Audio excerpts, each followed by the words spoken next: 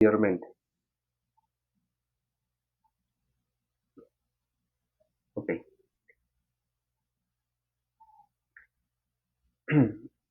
Muy bien, Daniel. Pues muchas gracias por unirte a esta primera sesión síncrona de la materia de pensamiento filosófico. Normalmente siempre es así, las sesiones entran una, dos, tres, cuatro, cinco personas. A veces solamente una o a veces ninguna. Entonces hoy te tocó la suerte de ser el único conectado. Va a ser una sesión un poco más personalizada, aunque bueno, lástima que no puedo escucharte, a lo mejor alguna duda directamente, pero cualquiera que puedas o que quieras manifestar, ya sabes, a través de el mensaje o de los mensajes. Y bueno, me presento nuevamente, soy Jesús Fernando, soy maestro de filosofía, ya llevo prácticamente unos 4 o 5 años trabajando aquí en la UBEC, asesorando o dando la asesoría de esta clase de pensamiento filosófico, anteriormente introducción al pensamiento filosófico. Y bueno, también doy clases a nivel universitario en una universidad en Ciudad de México, la Universidad Intercontinental, y de manera virtual también en la UNIP, que es un apéndice de la Universidad de Anáhuac de México. Me he dedicado por ya casi unos 10 años más o menos a impartir clases, especializándome sobre todo en esta carrera de filosofía. Y mi mayor eh, anhelo en este sentido pues es compartir y seguir compartiendo poco o mucho de lo que he aprendido a lo largo de este tiempo en esta materia. Y bueno, eso por mi parte. Eh, Voy a compartir pantalla para una breve presentación que me gustaría partir de ella.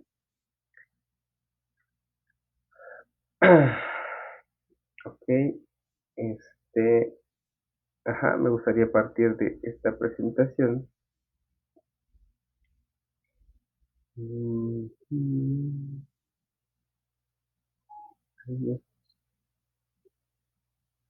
Dame un segundo, dame un segundo nuevamente.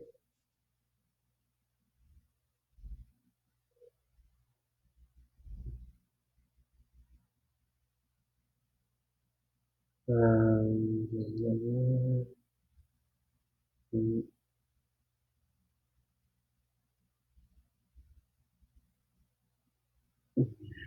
un segundo.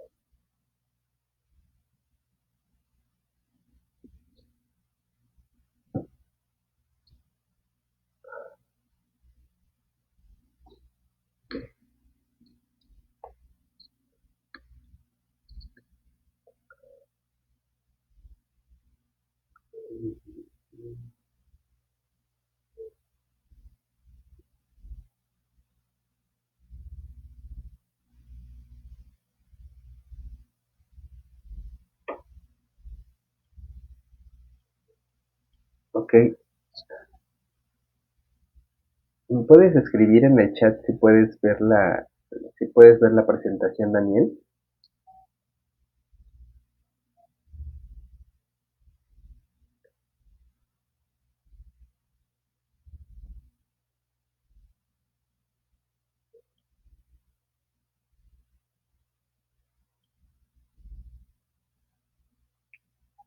¿Me puedes escribir si la ves?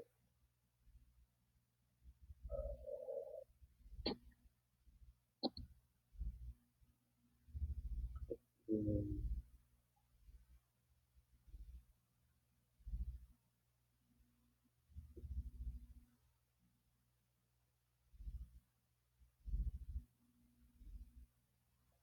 Ok, voy a comenzar a pasar la presentación de esta primera sesión que se llama como tal pensamiento filosófico. ¿Ok? Anteriormente esta materia se llamaba Introducción al pensamiento filosófico y tenía una característica un poco más cuadrada, en el sentido de que de lo que se trataba en el programa anterior era que ustedes hicieran o repasaran más bien nombres, fechas, conceptos de lo que algunos filósofos a lo largo del tiempo habían escrito o habían aportado al mundo del pensamiento. Entonces, ustedes como alumnos tenían que entrar a la plataforma, leer o escuchar algunos videos sobre cada uno de estos filósofos, cada una de sus teorías, y a partir de ello tenían que contestar después como un examen. De cada bloque había que contestar un examen en el cual únicamente tenían que poner cada concepto, definir cada concepto, definir cada pensamiento, recordar el nombre de los autores y se reducía justamente esa forma de aprender o esa forma de enseñanza al modelo que, bueno, prácticamente podríamos decir ya está muriendo, que es el modelo de la repetición, ¿no? La memorización y la repetición, ¿ok? Pero podríamos decir que no había como tal un ejercicio realmente reflexivo por parte de los estudiantes que les ayudara no solamente a conocer los nombres, a conocer las teorías o los conceptos de algunos filósofos, sino a partir de ellos, poner en práctica el razonamiento propio o el razonamiento personal, el pensamiento crítico personal y el pensamiento crítico de uno mismo. Entonces, todo se reducía justamente a eso, solamente a aprender, a memorizar y a repetir, ¿no? Algo que hoy en día en los modelos nuevos de enseñanza pues ya no está operando esa forma porque ya más bien lo que se busca es que cada individuo, cada estudiante logre formar su propio criterio, logre formar su propio pensamiento. Es decir, es importante la lectura, es importante el conocer los nombres, las teorías, los conceptos, pero ahora bien, lo que se necesita es que logremos poder aplicarlos a nuestra propia vida y al pensamiento de las cosas en general. ¿Ok? Entonces, afortunadamente, este nuevo modelo en el que ya estamos operando, que es, la materia ya se llama como tal pensamiento filosófico, si ya pudiste dar como un recorrido durante el primer bloque, te habrás percatado, dado cuenta que más bien se trata de hacer un poco más dinámico los temas y la forma de aprenderlos a través de infografías, a través de palabras clave, a través de ejemplos que nos ayudan no solamente a aprender de memoria, sino a captar el mensaje, ¿ok? A captar un mensaje que posteriormente nos puede servir para incorporarlo a nuestro propio conocimiento y a nuestra propia forma de conocer el mundo, la realidad. Y de eso va, por ejemplo, ya el primer bloque. El primer bloque que trata de presentarnos al ser humano en contacto con una realidad. De entrada, bueno, es importante tener bien en cuenta que el pensamiento filosófico en el fondo lo que busca es que cada uno de nosotros tengamos una postura crítica ante la realidad, es decir, que seamos capaces de cuestionarnos aquellos parámetros que ya están establecidos, ¿ok? Por lo regular, cada uno de nosotros tenemos una vida cotidiana, una vida en la que ya todo tiene, al parecer, un sentido y un horario. Ese sentido y ese horario normalmente nos adaptamos a él, no lo cuestionamos, no somos capaces de a lo mejor preguntarnos por qué hacemos lo que hacemos o por qué tenemos que hacer o decir lo que se nos dice que hay que hacer y decir, ¿no? Entonces, más bien funcionamos como maquinaria operante dentro de una maquinaria más grande, la cual opera para otros lados y no sabemos realmente cuál es la finalidad o el fondo sustancial de esa realidad en la que nosotros estamos inmersos, en la que nosotros estamos existiendo y que no es que al final nosotros estemos existiendo en la realidad, sino más bien parece ser que la realidad nos existe a nosotros. ¿Ok? No es entonces por lo regular pensar que somos nosotros los que tenemos el control de la vida, sino más bien hay eh, aparatos, dispositivos externos al ser humano que son los que controlan la vida de estos sujetos. La palabra sujeto, justamente, que es una forma de referirse al ser humano como un sujeto, pues viene justamente de esa idea, de que el sujeto está sujetado a algo, ¿no? Estamos sujetados normalmente a dispositivos de control, a dispositivos externos de poder, económicos, políticos, culturales, sociales, que no somos capaces de cuestionar, sino más bien nos adaptamos a ellos, ¿ok? Entonces, el pensamiento crítico, el pensamiento filosófico, lo que quiere es que justamente seamos capaces de, a través, perdón, a través del conocimiento de algunos conceptos, del pensamiento de ciertos filósofos, poder tener las herramientas que nos permitan tomar una postura frente a esa realidad, ¿ok? El problema es que la cuestión es que la realidad parece ser como algo que nosotros creemos que ya es, ¿no? Es decir, si yo te pregunto qué es la realidad, seguramente me dirías, pues es esto que estamos viendo, es esto que estamos observando, esto que estamos tocando, eh, los objetos que están a mi alrededor, las personas que están a mi alrededor, y de entrada, de manera física, seguramente esto es parte de la realidad, pero lo que no vemos de la realidad es lo que está detrás de todas esas formas que aparecen a nuestro alrededor. Entonces, ese es como el punto de partida cuando queremos hablar de pensamiento filosófico y de cómo éste nos ayuda para tomar una postura crítica ante la realidad.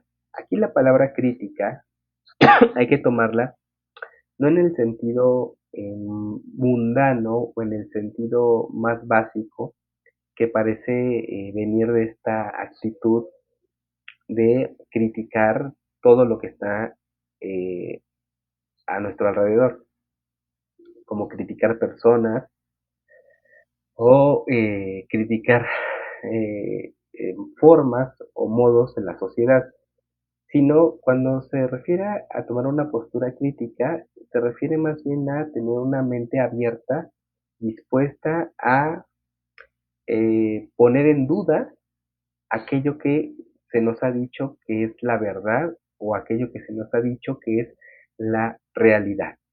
¿Ok? Entonces, eso de entrada para tener en cuenta de qué trata cuando queremos hablar de pensamiento filosófico, el cual refiere de manera directa a tomar una postura crítica frente a la realidad. ¿Ok? Las preguntas claves que en filosofía nosotros tenemos que tratar de contestar o que queremos tratar de contestar son aquellas que tienen que ver sobre todo con la existencia del ser humano. ¿Ok? A diferencia de cualquier otro animal, el perro, la vaca, el mono, el gusano, la mariposa, la cucaracha, el ser humano como animal también, animal racional, podríamos llamarlo así, es el único que no solamente existe, ¿ok? Cualquier animal existe a nuestro alrededor tal como existimos nosotros. Sin embargo, el ser humano no solamente existe, sino que es el único animal que se pregunta por el sentido de su existencia. ¿Ok? Un mono, un perro, existe, obviamente, claramente está ahí, vive, pero no se levanta en las mañanas diciendo qué sentido tiene despertarme el día de hoy, ¿no? No se levanta el mono y dice cuál es el sentido de mi existencia. A diferencia del ser humano, que es el único animal capaz de cuestionarse y capaz de preguntarse justamente por el sentido del ser, ¿ok? Por el sentido de lo que somos, perdón, por el sentido del por qué estamos existiendo. Y ahí se engloban justamente estas tres preguntas fundamentales. ¿Quiénes somos? ¿De dónde venimos? ¿Y a dónde vamos? ¿O a dónde nos dirigimos? ¿Ok? Preguntas que se pueden contestar dentro de los márgenes filosóficos, por ejemplo, de la ética, de la metafísica, sobre todo de la metafísica, porque preguntarse por el sentido de nuestra existencia apela a no algo plenamente físico y material, sino apela a un sentido de trascendencia. Es decir, cuando el ser humano se pregunta qué sentido tiene mi existencia, no se está preguntando por alguna cosa del mundo, se está preguntando un, eh, por un momento, podríamos llamarlo así, por un momento trascendental. ¿Ok? Cuando hablamos de trascendental, de lo que trasciende, estamos apelando a la idea de que lo físico no determina en su totalidad al ser humano, ¿ok? Sino que hay un espacio o hay un momento o una transfiguración, podríamos llamarlo así, en el que el ser humano se despega, se despega y desapega del orden físico material y se centra justamente más bien en este sentido y en este sentimiento de trascendencia, en donde ya no necesita plenamente de las cosas del mundo para darse un sentido. Algo que, por ejemplo, hoy en día está al revés, porque bajo un modelo capitalista en el que nosotros vivimos, la idea rentista de este modelo es hacernos creer que lo que necesitamos para darnos un sentido son cosas, ¿no? Son objetos, son mercancías, ¿ok? Entonces, en esa medida en la que el sujeto está sujetado a un sistema que le dicta y que le impone una forma de concebirse a sí mismo, dándose un sentido a partir de la posesión de objetos como única forma de sentido del sentido de su existencia, es por eso que es indispensable retomar o retornar al pensamiento crítico filosófico, al pensamiento que entonces cuando ya estamos llenos de cosas, cuando ya estamos o ya tenemos al parecer o hemos alcanzado los ideales impuestos por el sistema social, el sistema económico, el sistema político, eh, encontramos o contactamos con ese vacío que el ser humano tiene por naturaleza, el cual, por ejemplo, Friedrich Nietzsche dirá, el ser humano es un animal infinitamente insatisfecho cuando hacemos contacto con esa insatisfacción infinita que no logra colmarse con objetos del mundo o con objetos eh, tangibles, con las mercancías que se nos ofrecen, entonces se habilita, se habilita esa conciencia que nos lleva a preguntarnos por el sentido profundo de quiénes somos, de dónde venimos y a dónde vamos, ¿no? Entonces, esa es el- la semilla justamente de la filosofía. La pregunta por el sentido de la existencia, la pregunta por el sentido de el ser, de dónde venimos, quién soy realmente y hacia dónde me puedo dirigir. ¿Ok? Una distinción que también a lo largo del bloque vamos a observar es esta, esta diferencia entre la ciencia y la filosofía, porque aunque la mayoría de las ciencias derivaron de la filosofía misma, porque fue la filosofía o fueron los primeros filósofos quienes fueron los primeros matemáticos, quienes fueron los primeros físicos, quienes fueron los primeros médicos, los primeros químicos, los primeros psicólogos, este, aunque fueron ellos también, ajá, perdón, una disculpa, mi pequeño hijo. Aunque los filósofos fueron los primeros científicos o quienes habilitaron el pensamiento científico, por este paso que se da del mito al logos, recordemos que antes, bueno, al menos en el mundo griego, la sociedad griega tenía la idea fundamentada en la creencia de que el mundo o el universo había sido creado por dioses, ¿no?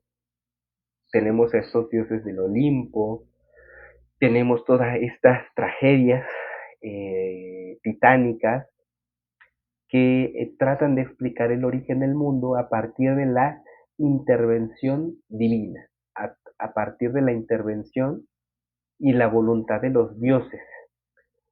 Sin embargo, llega un momento en el que los primeros filósofos, justamente los primeros científicos o filósofos llamados también de la naturaleza, cuestionan este status quo o este establishment o esta institucionalidad religiosa, la cuestionan y se empiezan a preguntar más bien si no el origen del mundo viene no de los dioses, sino viene más bien de algún elemento físico de la naturaleza, que puede explicar el por qué las cosas existen, y que puede explicar tangiblemente cuál es el origen del mundo, cuál es el primer elemento que crea todo lo que existe, hasta el ser humano.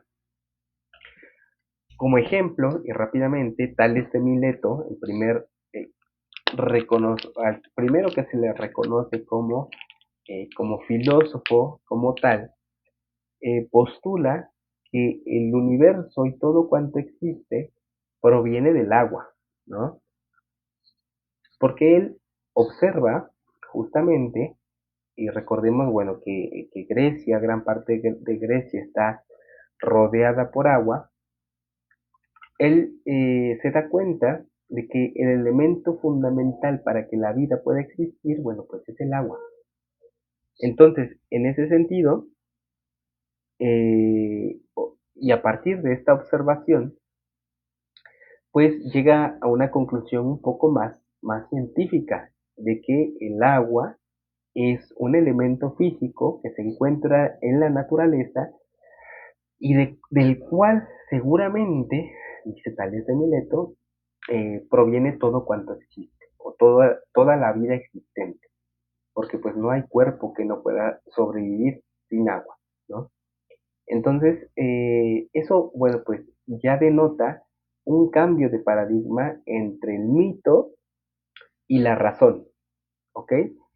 Lo que se llamará en filosofía el paso del mito al logos.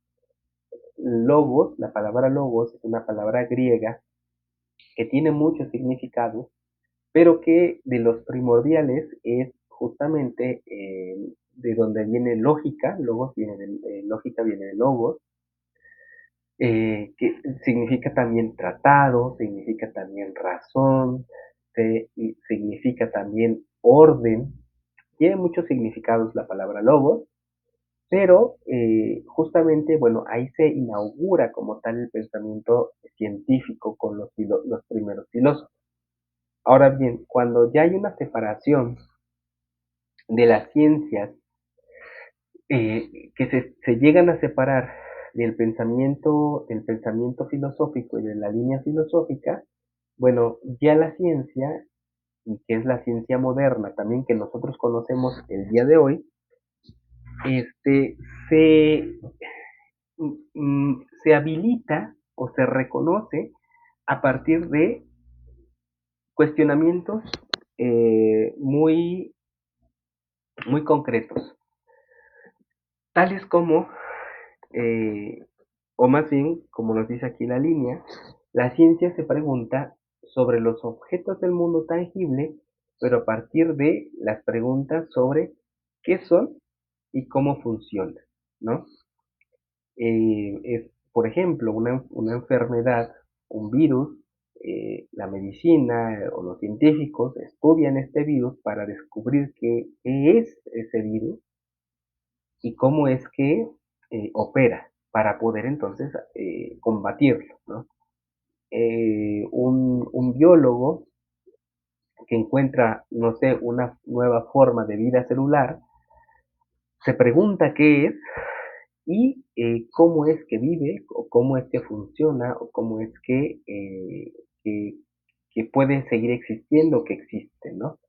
Entonces, esas son como las preguntas que la ciencia se hace en relación a los objetos del mundo y que pues habilitan a partir de estas dos cuestiones fundamentales, qué son y cómo funcionan las cosas del mundo.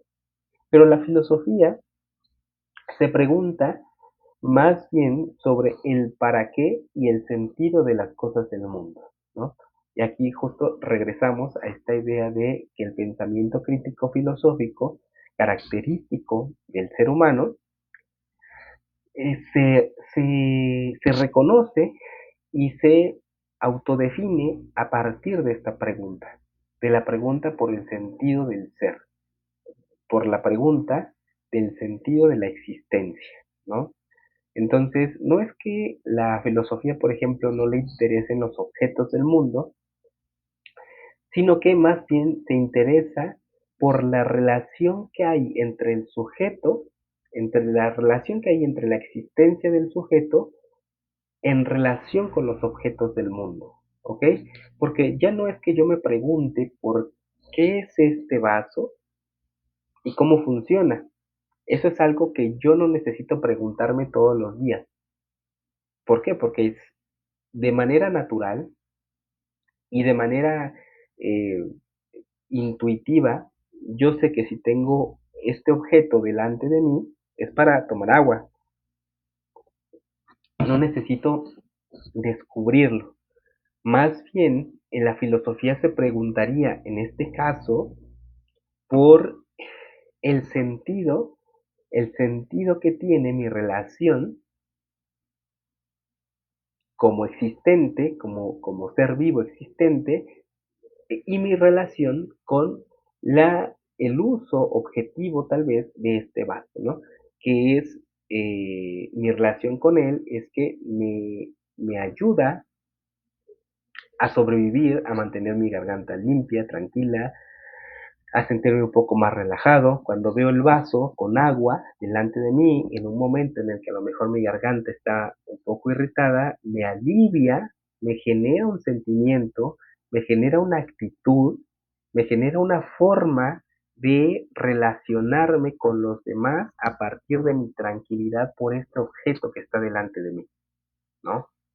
Entonces, la relación de las cosas del mundo con el sujeto a partir del pensamiento filosófico ya no es tanto el qué son y cómo funcionan, sino cuál es justamente su relación conmigo, ¿ok?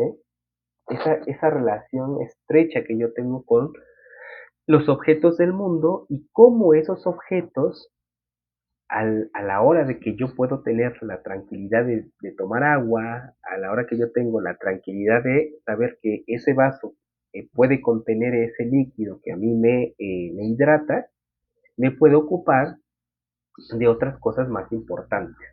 O sea, sin el vaso a lo mejor tendría alguna intranquilidad, no podría estar hablando, no podría estarme comunicando, tal vez estaría un poco más irritado, etcétera. Entonces, esa es un poco más el sentido profundo que tiene la filosofía frente a las cuestiones de la ciencia. Aunque en filosofía también hay una rama que se llama filosofía de la ciencia, lo que trata de hacer más bien es justamente eso, habilitar preguntas no tanto por el funcionamiento y la composición, sino por su relación existencial con la existencia del ser humano. ¿Ok? Muy bien, entonces, como nos dice aquí, la filosofía se pregunta sobre el para qué y el sentido de las cosas del mundo, lo que nos acontece como existentes, experiencias que no son tangibles en todo momento, por ejemplo, la libertad, el amor, el bien, el mal, la angustia, la felicidad, son cosas que un científico en un laboratorio pues no puede demostrar, ¿no? O no puede estudiar. Eso se estudia o se observa o se experimenta justamente solo a través de una reflexión filosófica que está abierta a pensar no solamente en cuestiones físicas, sino también en cuestiones metafísicas, como estos conceptos que tenemos aquí, la libertad, el amor, el bien, el mal, la angustia o la felicidad. Muy bien. Este, hace un rato mencionaba justo esta pregunta, ¿no? ¿Qué es la realidad? Y la realidad, te decía, no es solamente los objetos a nuestro alrededor, sino la relación que tenemos con esos objetos. ¿Ok? La realidad no es el tiempo presente como tal, tampoco, porque el tiempo presente, desde la filosofía, está cuestionado en el sentido de que parece ser que el tiempo presente es una ilusión. ¿Por qué?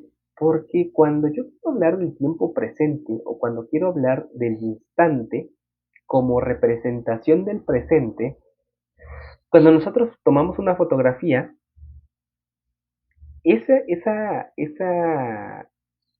imagen, que es un instante en el tiempo, podría ser el reflejo posiblemente más capacitado y vivo de lo que podríamos llamar el presente. Sin embargo, es esa imagen que se ha capturado representa, cuando nosotros ya la estamos viendo, un pasado, ¿no? Representa algo que ya fue, un instante que ya quedó atrás. Aunque la cámara puede captar un momento, un instante, un segundo, un nanómetro de segundo, cuando nosotros nos disponemos a observar esa foto o esa imagen, ya es un tiempo que ha quedado atrás. Si yo quiero decir en este momento, eh, este es el instante, acaba de pasar, ya no es. ya no está más. Con esto parece ser que la cuestión entonces del tiempo, que parece que también refleja lo que es la realidad, pues no es tan sencillo de comprender. Vivimos entre un pasado que eh, está quedando cada momento, cada segundo, cada instante se está quedando atrás, y la ilusión de un futuro de algo que está por venir.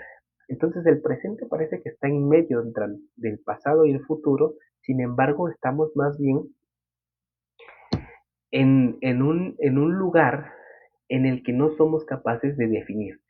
Entonces, esto para decir que la realidad, bueno, no son tampoco los objetos, en el sentido de decir que no solamente es el vaso, sino el sentido que tengo yo con el vaso y la realidad no es el instante o es el tiempo presente, sino mi relación directa o la forma en la que yo me interpreto dentro del tiempo en el que estoy habitando. A ver, un poco más sencillo, porque eso de verdad, aunque nosotros los filósofos lo podemos de repente a lo mejor razonar, pues se queda muy alejado, porque son cuestiones que ya implican un poco más de razonamiento profundo.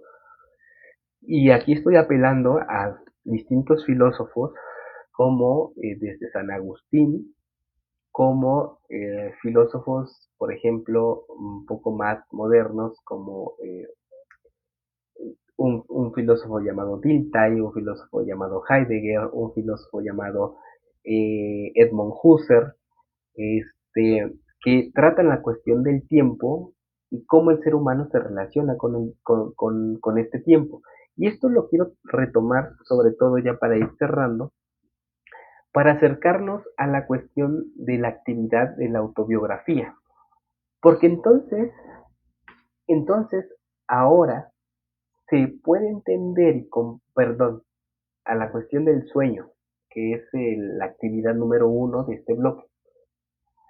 Porque entonces se puede entender y comprender que, que hay vivencias o hay experiencias del ser humano que no pueden ser entendidas o pueden ser comprendidas de manera directa.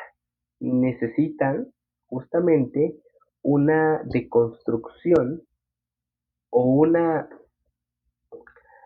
sí, bueno, como un develamiento de, de los símbolos o de lo simbólico que hay en cada una de nuestras experiencias. ¿Okay? No es que, como decía hace un rato, la cuestión del tiempo, que sea algo tan sencillo de entender, sino más bien hay que interpretarlo. No es la realidad y los objetos tangibles así en seco y en crudo, sino en la profundización de la relación que yo tengo con ellos y el sentido que me habilitan a mí para mi existencia. De esa manera, nosotros podemos entender entonces por qué se nos pide que relatemos o que tratemos de contar un sueño que hayamos tenido en algún momento cuando dormíamos y que lo relacionemos con ciertas ideas o ciertos conceptos que en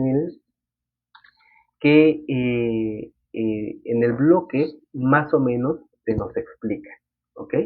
Que son los, los tres estados de la conciencia y los tres o las tres, perdón, las tres formas de la filosofía. Tiene otro nombre, pero vamos a decirlo así, los tres aspectos, perdón, los tres aspectos de la filosofía, que es en relación a los aspectos filosóficos, son la búsqueda de la verdad, la búsqueda del conocimiento y la búsqueda de valores. Referente a los tres estados de la conciencia, que son eh, la conciencia del acto, la conciencia de los objetos y la conciencia de sí mismo. Y ahorita más o menos los voy a explicar, ¿ok? Eh, voy bueno, me voy a quedar aquí en esta lámina para hablar un poquito sobre esta cuestión de la realidad. Bueno, avanzamos un poco. Eh, Platón, Platón, filósofo de griego, de más o menos 300 años antes de Cristo,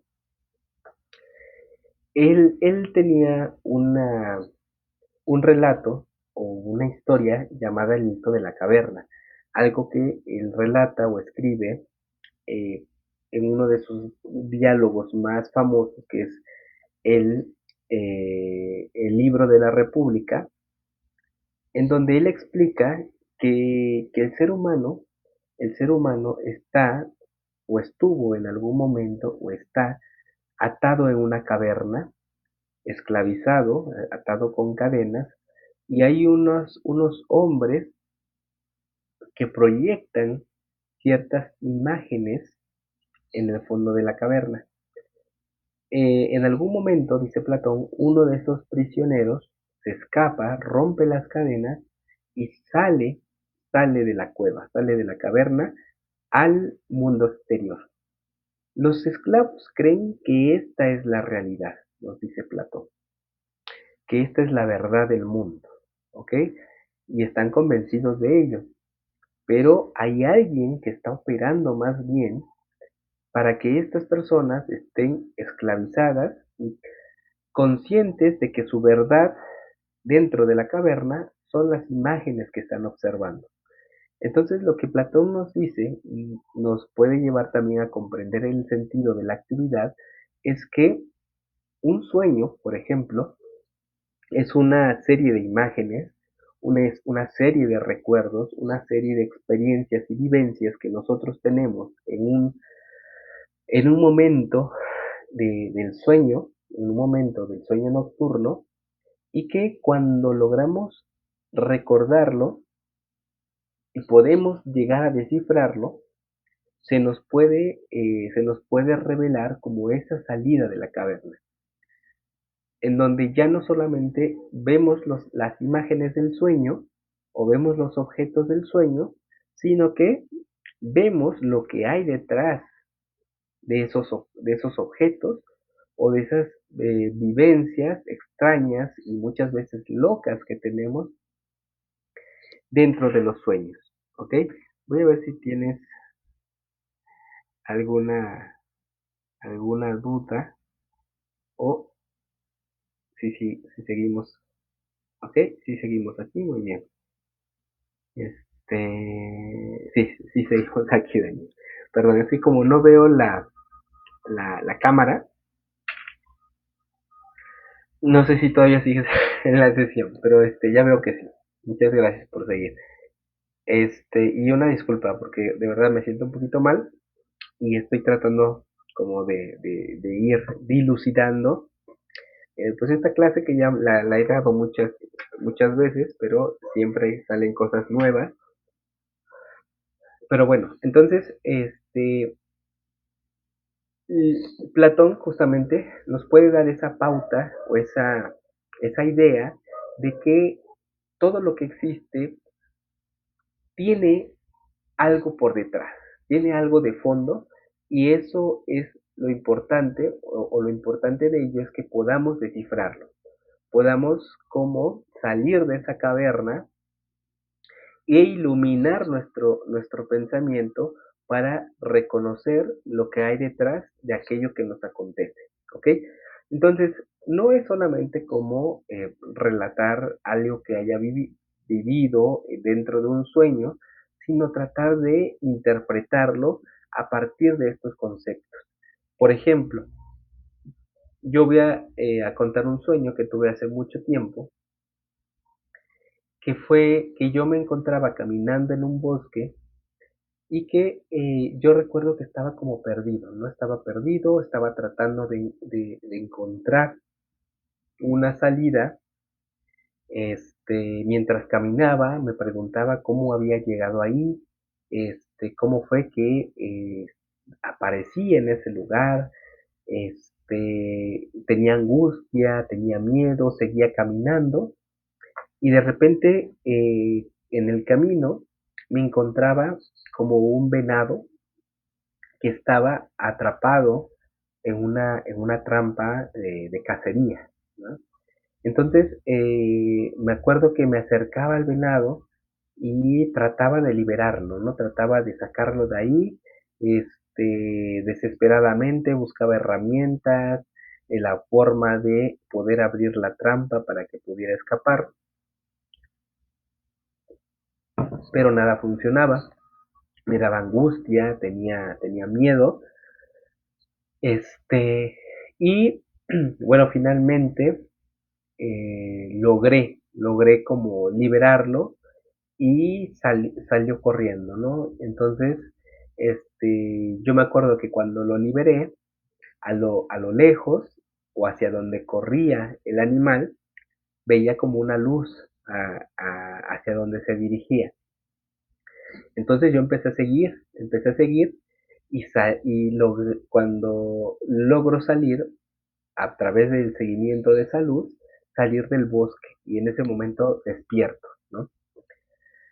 Este sueño, por ejemplo, si lo leyera un psicoanalista o el mismo Freud, padre del psicoanálisis, que tiene una gran obra extensa, una de ellas es la interpretación de los sueños, pues diría, por ejemplo, que el animal que estaba ahí atorado era yo mismo, ¿no? Era yo mismo que estaba tratando como de liberarme, que estaba yo tratando de escapar de un problema. Y sí, en ese momento, cuando yo tuve ese sueño, tenía o estaba atravesando por un problema muy grande,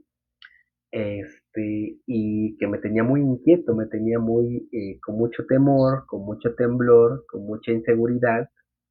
Y ese sueño más bien reflejaba mi anhelo de liberarme de ese problema, ¿no?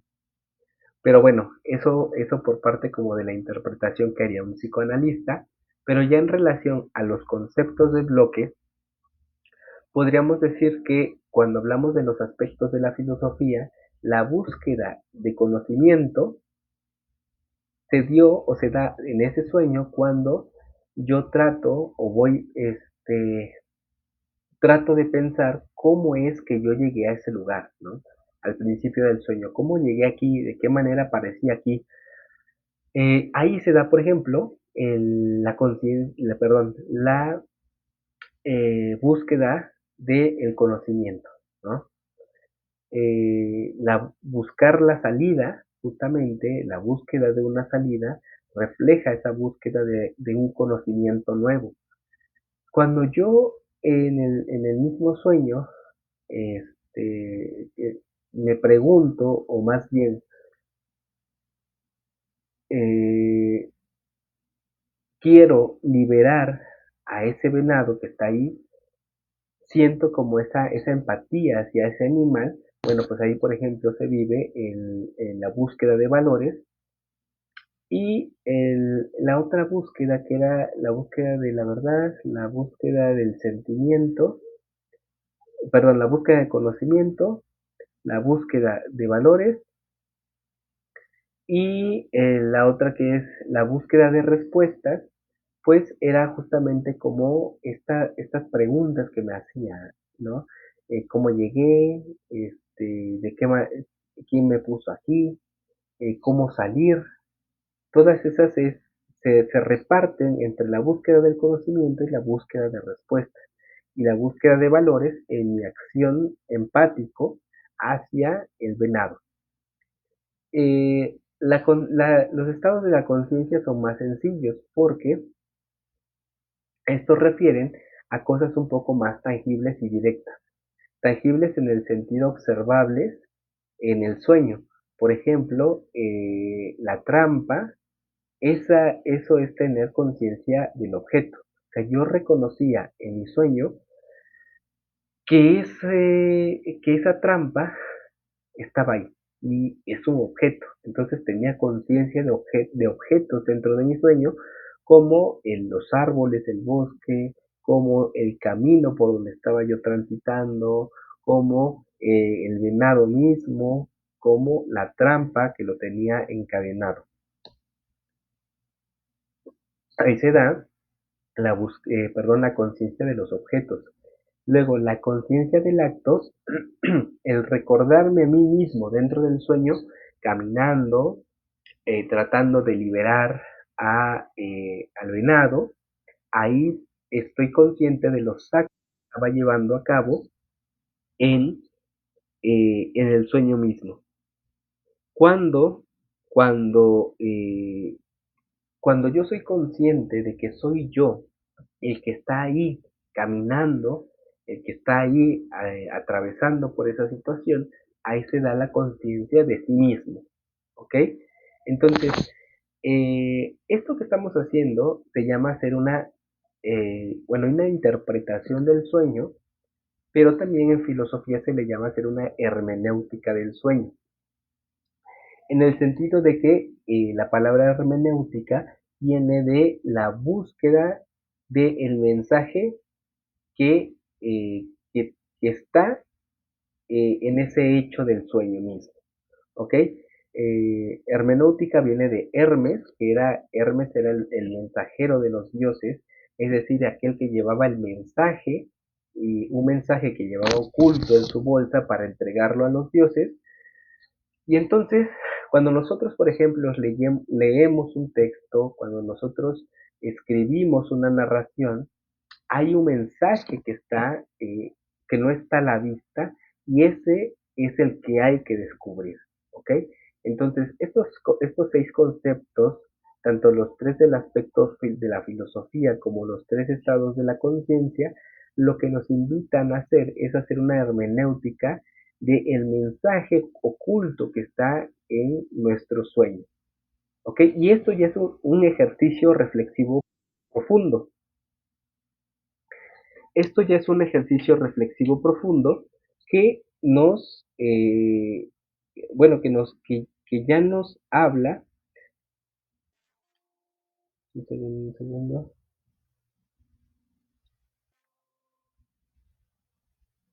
Hola Candy, ya estamos terminando la sesión. Este, pero voy a dejar de presentar para observar a ver quién sigue. Ya nadie sigue. Pero bueno, se está grabando, terminando de grabar. Eso es lo que nos habilita la posibilidad del pensamiento filosófico. Profundizar en las cosas que aparecen y buscar el sentido, ¿ok? El sentido mismo que nos puede ayudar.